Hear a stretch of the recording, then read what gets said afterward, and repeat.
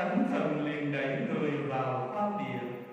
Người ở trong hoang địa 40 ngày, chịu Sa-tan cám dỗ, sống giữa loài dã thú và có các thiên thần hầu hạ người.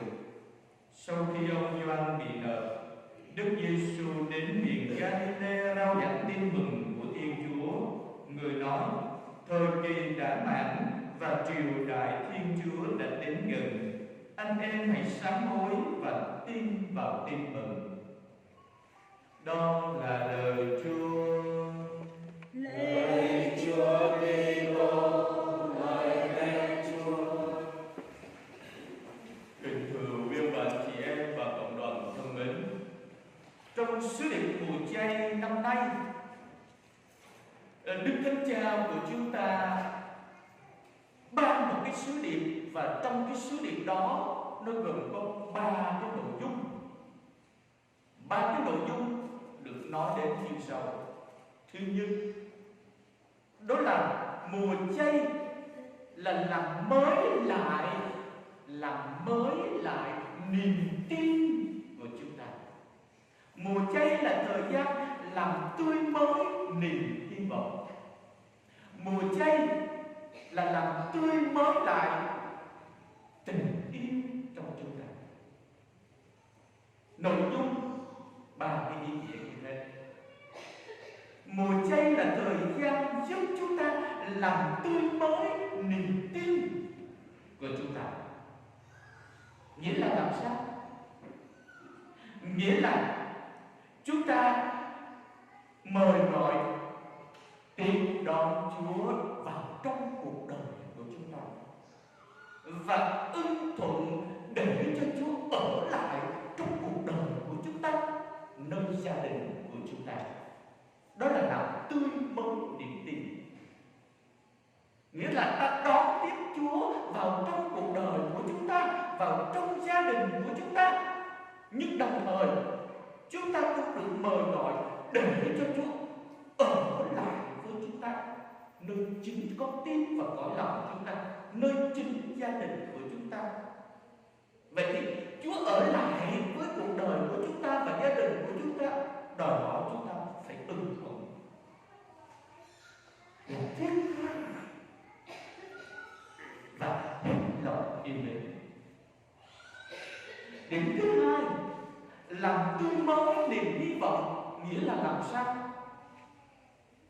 Nghĩa là ta biết quay trở về với Chúa để đón nhận ơn tha thứ của Chúa nơi bình tĩnh. Đồng thời mời gọi chúng ta trao ban ơn tha thứ đó cho anh chị em của mình. Đó, quay trở về đón nhận ơn tha thứ từ nơi Thiên Chúa trong bình tĩnh. Đồng thời mời gọi chúng ta trao ban ơn tha thứ đó cho anh chị em của chúng ta.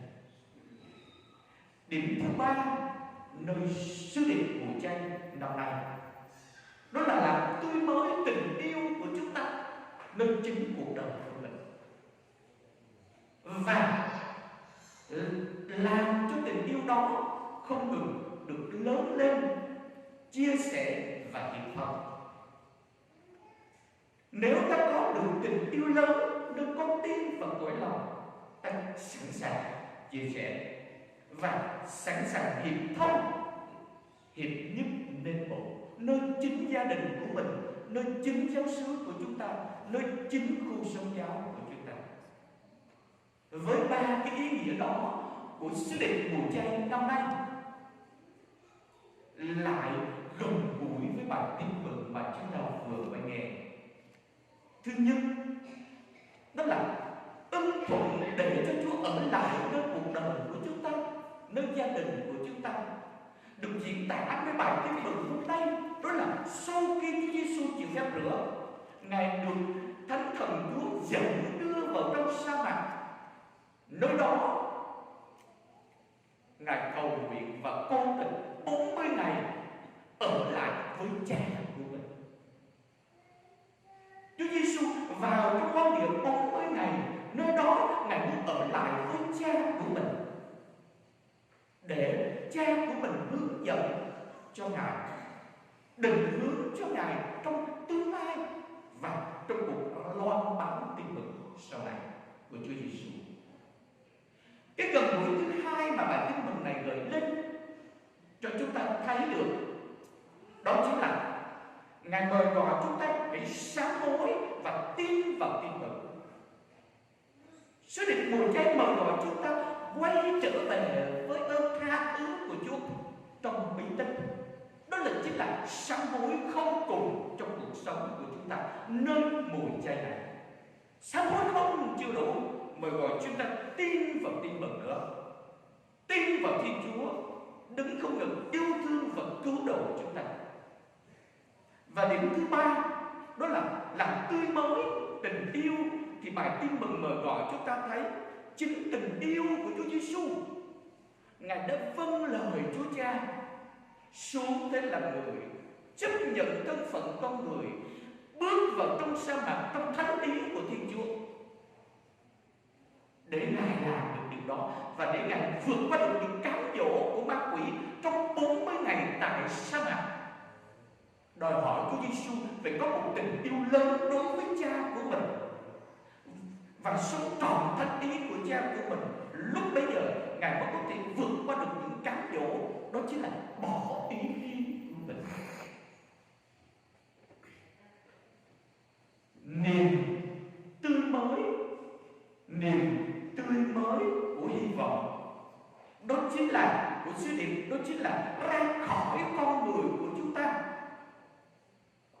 ra khỏi con người của chúng ta, đón nhận anh chị em của chúng ta và trao ban tình yêu của chúng ta cho anh chị em của mình.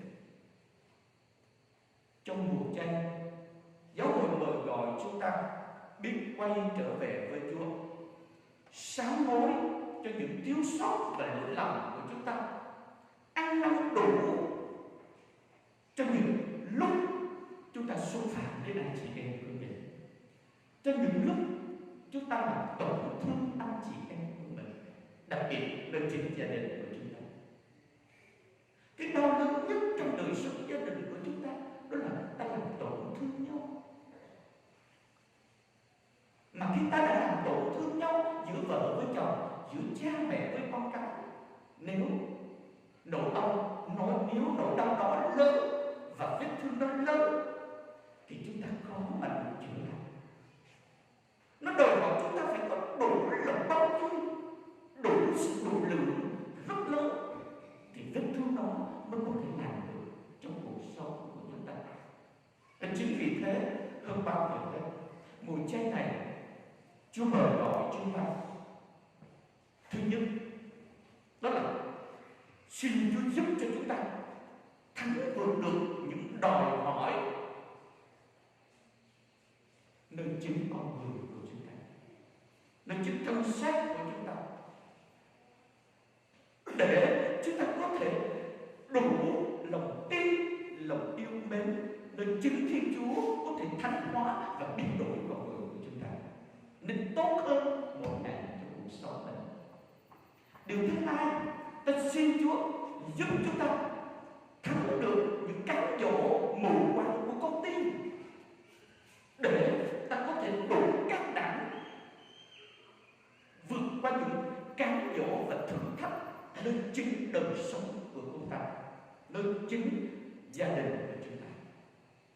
Điểm thứ ba, chúng ta xin Chúa giúp chúng ta thắng vượt được con người ích kỷ, cái tôi quá lớn nơi chính cuộc sống của chúng ta, nơi chính bản thân của chúng ta, để ta có thể đủ độ lượng và bao dung với người chồng của chúng ta, với người vợ của chúng ta, với các con của chúng ta. Ước gì lời Chúa ngày hôm nay mời gọi mỗi người trong chúng ta hơn bao giờ hết, hãy để cho Chúa ở lại nơi chính tâm hồn của chúng ta, nơi chính gia đình của mình, để nơi đó ta được đong đầy ơn của Chúa, ta được đong đầy sự yêu thương của Chúa, ta được đong đầy nơi sự nâng đỡ của Chúa. Ta xin Chúa